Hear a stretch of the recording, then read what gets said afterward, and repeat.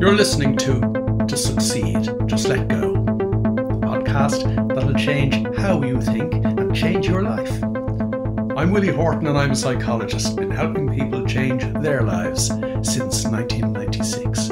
Broadcasting from the French Alps and delighted to have you along. Let's take this week's step in the right direction. No doubt you're aware of the well-worn expression that seeing is believing. And yet modern neuroscience flips that on its head.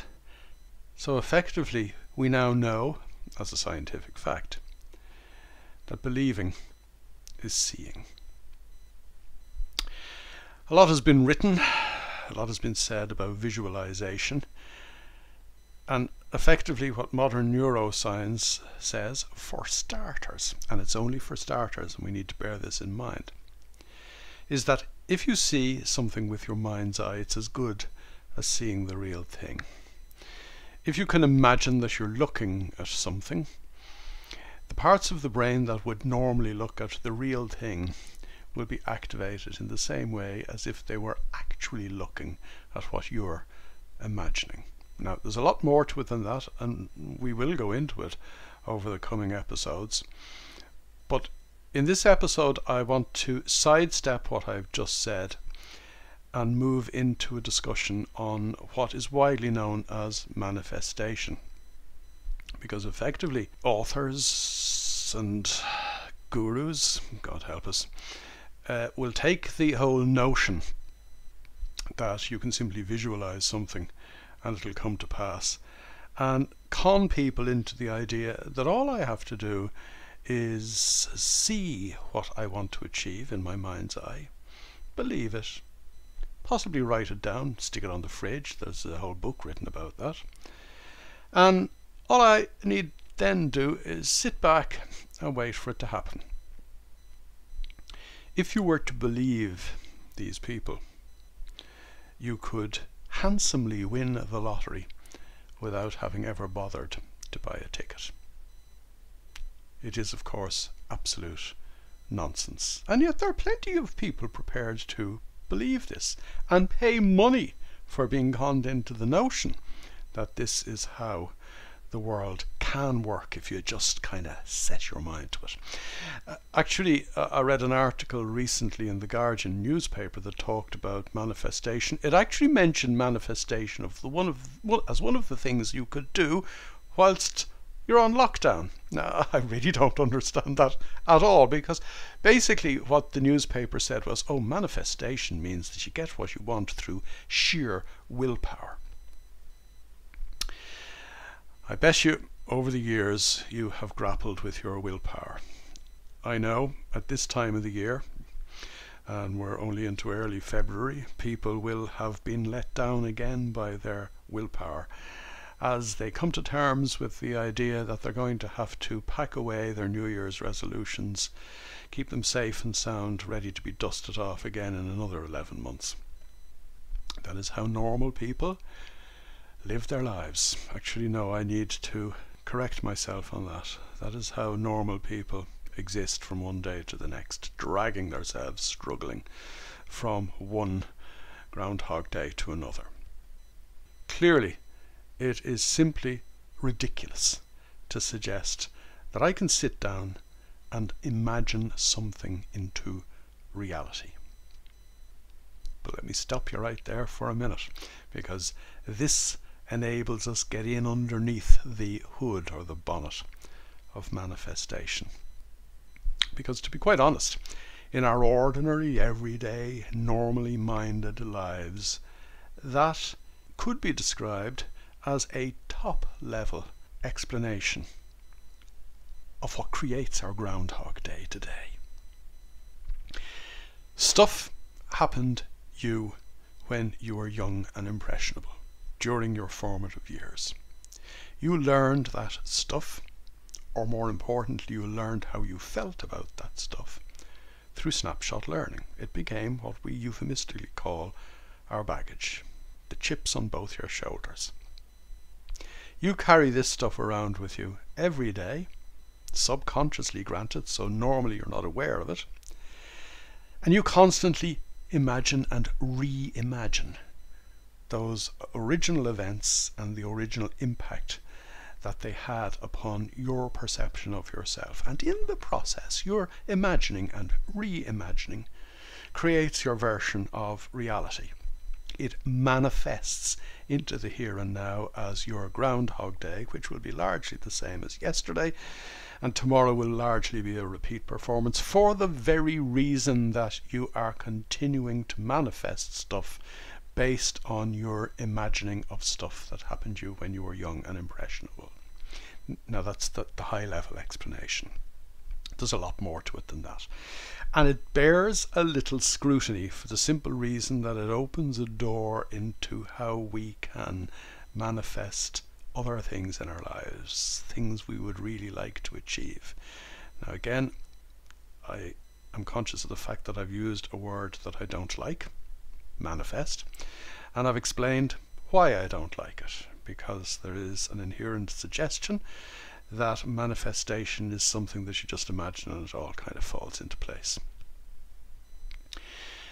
Think about somebody, think about yourself perhaps.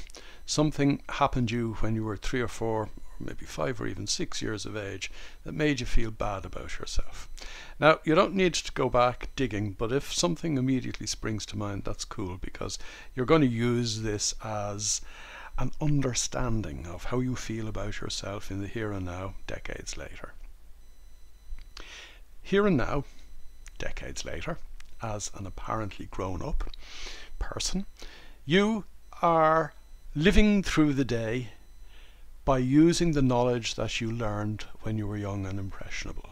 So if something happens nowadays as an adult, you will squeeze it into a little box that's formed in your mind when you were young and impressionable. Cognitive psychology calls these boxes categories. They're like little pigeonholes, like the old-fashioned pigeonholes behind a hotel reception desk. And when new things happen you now, in the here and now, in the 21st century, you go looking for the pigeonhole that was formed through the formative experiences for which you took psychological snapshots when you were young and impressionable, and you force today's new event into one of those pigeonholes. Now there's an evolutionary reason for it, which we won't go into here today, but there is a very good evolutionary reason for it, or at least it was a good reason 10,000 years ago when we were prancing through the jungle as hunter-gatherers. There's no good reason for it nowadays when our lives are more complex, our goals are more diverse than simply surviving, and there are things we would love to achieve in our lives rather than just making it through the day. But something happens to you now in 2021 and you force that new experience into one of these pigeonholes to enable you automatically react to what's going on as part and parcel of the machinery that you use to enable you make it through today. In other words, you're not going to suddenly react completely differently. You're not going to leap out of your comfort zone. We've talked about comfort zones over the last couple of weeks.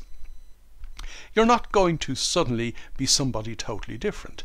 You are going to ensure that you stay within the little lines that on the rails on which your life is running, because it's safe, it's secure, and at least you won't kill yourself today. So you will not experience the new thing that happens today. You will experience or re-experience, imagine or reimagine what happened to you when you were 3, 4, or 5 years old. Through this process, known as cognitive appraisal, you make sense of the here and now. Now, obviously, by virtue of the fact that it is the here and now, and you're using stuff that's decades out of date to make sense of it, you're not making sense of the here and now at all. You're actually making nonsense of it. But this is the process we go through to try to understand what's going on in the here and now, and what I need to do that'll simply enable me make it through the day. In other words, how can I react in the same way as I have always reacted to situations similar to the situation I am currently experiencing? In that way, our imaginings and reimaginings, what's actually going on in our head, manifest our version of reality. But they manifest our version of reality through our reactions, through what we do in the here and now through how we behave or misbehave in the here and now as a result of those imaginings and reimaginings. And as a result of all that, manage how we interact with other people and create our experience of what is going on now. We call that experience reality, but of course it's quite far removed from actually what's going on in the here and now. So, this is how our minds work normally. And it is, if you like, what's going on in our head that is outpictured into our lives, and one could be forgiven for simplifying the whole process and saying, well, actually I'm manifesting my version of reality. The normal way in which the word manifestation is used by the so-called gurus to which I referred earlier on, however, takes out the doing bit, the acting or the reacting bit, the behaving or misbehaving bit. In other words, the suggestion is that I just have to imagine what I really want to happen and it'll simply come about. In the same way as I imagine now the circumstances in which I find myself are the same as the circumstances for which I created a category decades ago, and it simply just creates my version of reality. The bit that these gurus or these proponents of manifestation are missing is the doing bit. And that is what I want to talk about in this episode. If you want to achieve something that you haven't achieved already, you need to see it in your mind's eye. All the wishing, hoping, wanting and planning in the world will not enable you achieve something that you have no experience of achieving. And that is why people set out to achieve new things in their lives, have grand plans and great ambitions, and they all come to naught because their mind hasn't got its head around what it looks like to be that success or that person. Whereas their mind is well and truly entrenched in a version of them that they learned when they were young and impressionable that will always hold them back from doing new things. This refers to me, it refers to you, it refers to every human being on the planet until we reset our minds. The books that are written on manifestation suggest that the resetting of the mind is all that you need. You just need to reset the mind, sit back, and as I said, win the lottery without bothering to go out to buy a ticket. The bit, as I said a minute ago, in the middle that is missing from that theory is the doing bit. A man or a woman has got to do what a man or a woman has got to do. I mentioned the term visualization earlier on, and no doubt you are familiar with the term visualization. Having a vision of what you would love to achieve. There are a variety of different versions of visualization. You may be familiar with vision boards. In other words, you get something nice, it could be framed, stick it up on the wall and stick pictures on the board of the things you would love to have. Now, there's an issue with that I have straight away, because happiness isn't about having stuff. Happiness is an experience. It may be an experience born out of having some of the accoutrement of success. But happiness comes from within. It doesn't come from having material things. And as an aside, an important aside, I'm not saying there's anything wrong with having material things. I'm just saying that the two of them are not linked in our subconscious mind, the subcortical brain, where happiness is something different altogether. But you'll be familiar with concepts around visualization and vision boards. What the latest research from neuroscience tells us is that that's not enough. Certainly if I look at a picture of, say I want a yacht. Now I know that's about as material as you will get, but say I want an ocean-going yacht to make myself feel better about myself because I feel inadequate in the first place. Sorry, I'm being facetious there. Well, actually I'm not. I'm explaining why most people want nice things in their lives. But say I want a yacht, just for the sake of argument. I want a yacht, I stick a photograph of a big beautiful yacht up on the wall and I look at it every day. And yet my subconscious mind is looking the other way. The way in which our minds are wired is that our subconscious mind is always looking backward towards those pigeonholes that I mentioned earlier on, and towards the stuff we learned about ourselves when we were young and impressionable. And between the two of those backward looking activities, we create the way in which we behave ourselves today, and we're always looking at the board, and eventually we'll find ourselves saying to ourselves, well, that's a lovely picture, but nothing much has changed in my life.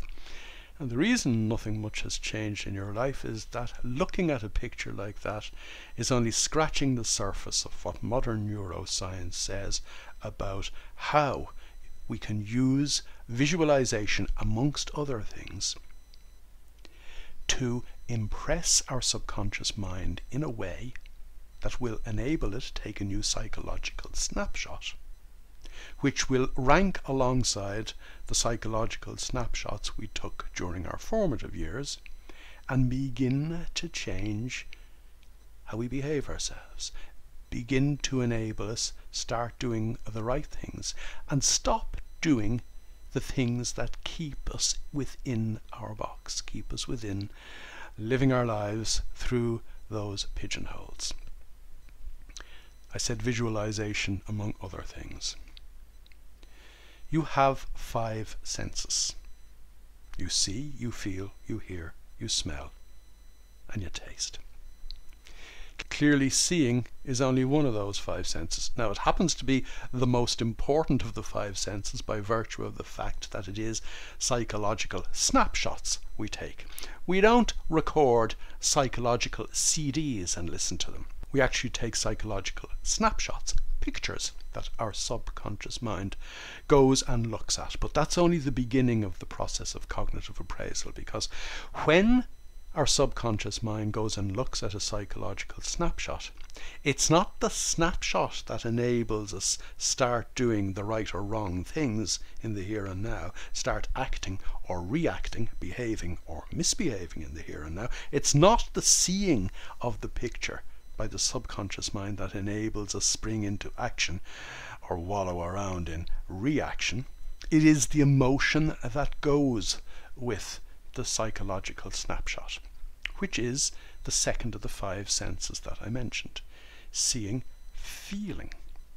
We still have another 3, but let's stick with feeling for a minute, because if I can impress upon my subconscious mind a feeling that goes with a picture of something I want to achieve or obtain, then I have unlocked a gateway into my subconscious mind that will enable me not just see a new picture,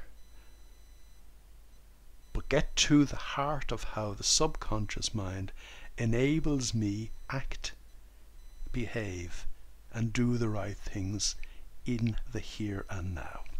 Let's pull this apart.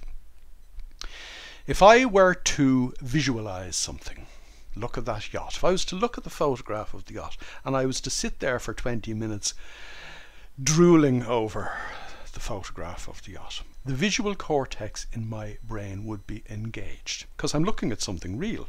Clearly I'm looking at a photograph, but it's a 2-dimensional picture.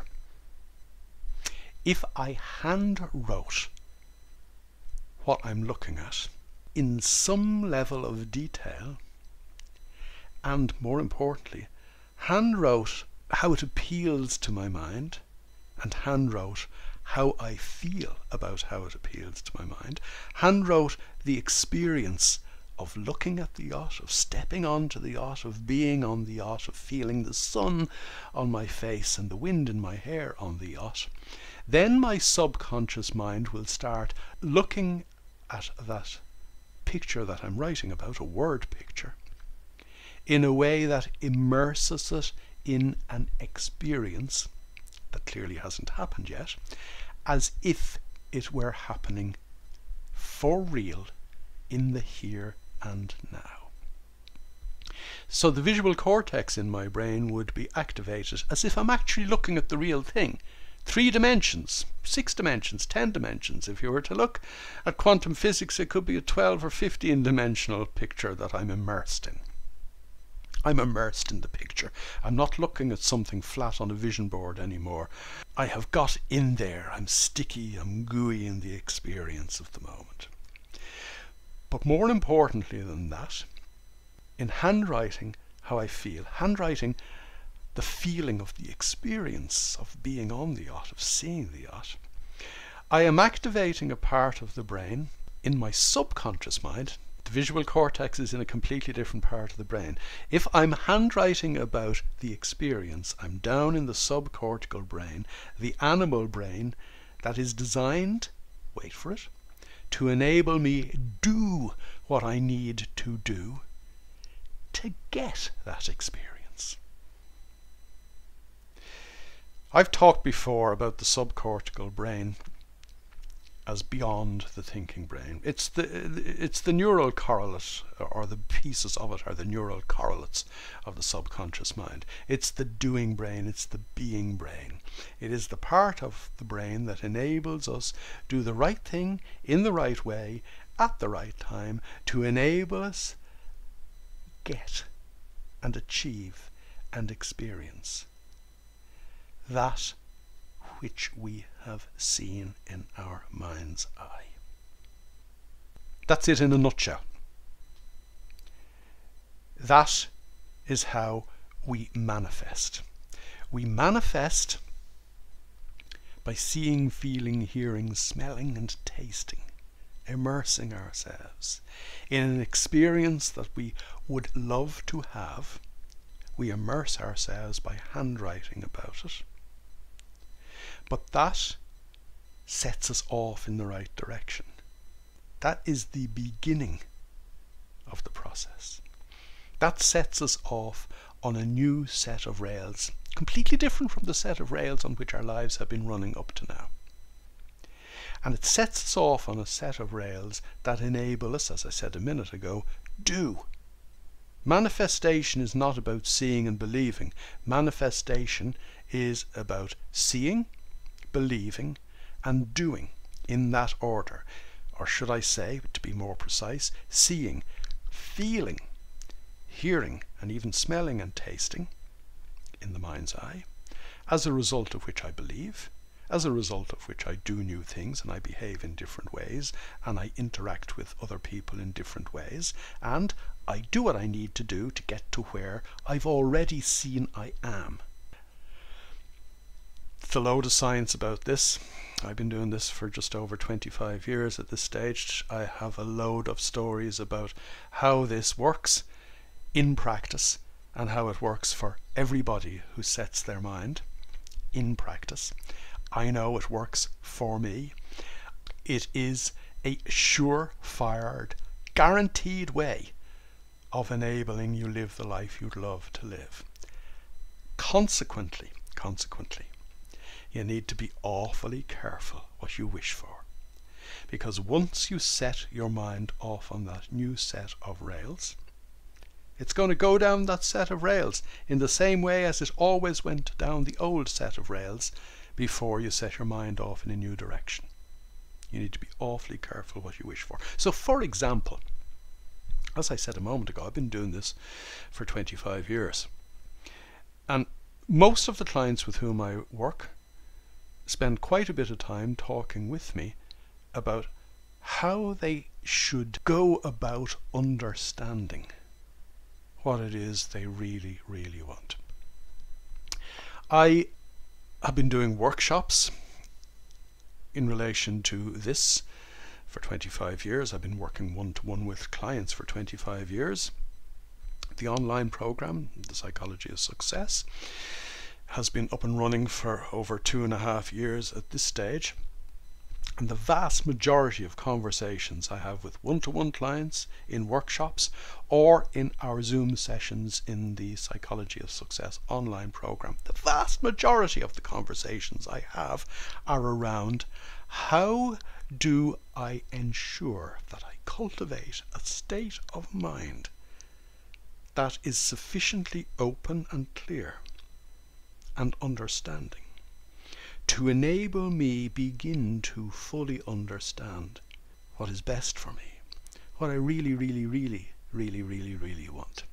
as distinct from what I think I want. Most people start with what I think I want. And that's why I mentioned material things earlier on, because that's the starting point for normal people. And as we know from previous episodes, normal people are mad because they're not in control of their own state of mind. It's the other way around. So I'm constantly getting emails from people who go through my free training, for example, because I'm constantly, as you're probably aware, putting out free training sessions online. And I'm constantly getting emails from people who are saying, oh, I'm doing my writing exercise now, or I've got through the three free sessions and I'm ready to do my writing exercise. And I keep saying to people, no, don't rush to put pen to paper. You need to ensure that your mind is clear enough, open enough, and present enough for you to be able to understand the life that you really want to experience. Not the one your thinking mind has figured out. I hope over the course of this episode you are a little more open and enlightened in relation to manifestation, for want of a much better word. I hope that you are beginning to understand that it's what's going on inside your head that creates your version of reality, as a result of which, if you can change what's going on inside your head, you change what is actually going on in your real life. But that's only part of the story. As you know from previous episodes, there's a whole lot more we need to do to ensure that we are open enough, present enough, and clear enough to begin to take steps down the road of that understanding, which will inevitably, ultimately, lead us to a life way beyond the life that the thinking mind could ever imagine. You've been listening to Succeed, Just Let Go. To get involved, join me in my Facebook group, strangely enough called To Succeed, Just Let Go. And for more information, visit www.willie-horton.com.